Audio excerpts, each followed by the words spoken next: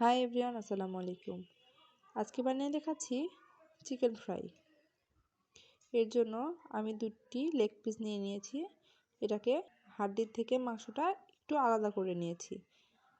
এখন এর মধ্যে দিয়ে দিচ্ছি লবণ, মরিচের গুঁড়া, সামান্য পরিমাণে হলুদ,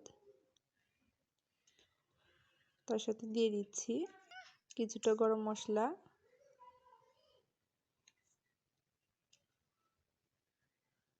তারপর এখানে দিয়ে দিচ্ছি কিছুটা কালো গোলমরিচ গুঁড়া, তারপরে দিয়ে দিচ্ছি সামান্য পরিমাণ চাট মশলা, তারপরে দিচ্ছি এখানে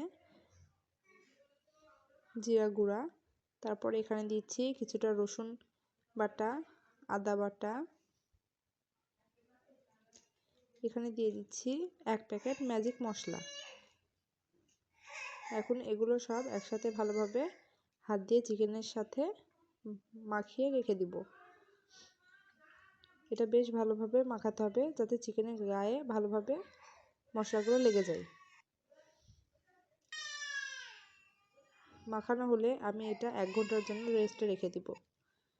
এখন অন্য একটি পাত্রে 1 কাপ পরিমাণ ময়দা, লবণ আর কিছুটা মরিচের গুঁড়া একসাথে নিয়ে মাখিয়ে নিচ্ছি। এখানে আমি অন্য একটি পাত্রে পানি নিয়েছি, ঠান্ডা ফ্রেশ পানি নিয়েছি এখানে আমি। এখন চিকেনগুলো ভালোভাবে ময়দাতে কোট করে নিব। আপনারা একটু খেয়াল করলেই দেখতে পাবেন আমি কিভাবে চিকেনগুলো কোট করে নিচ্ছি।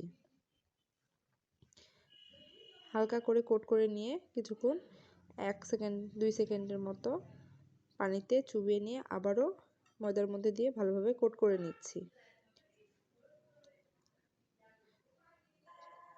এখন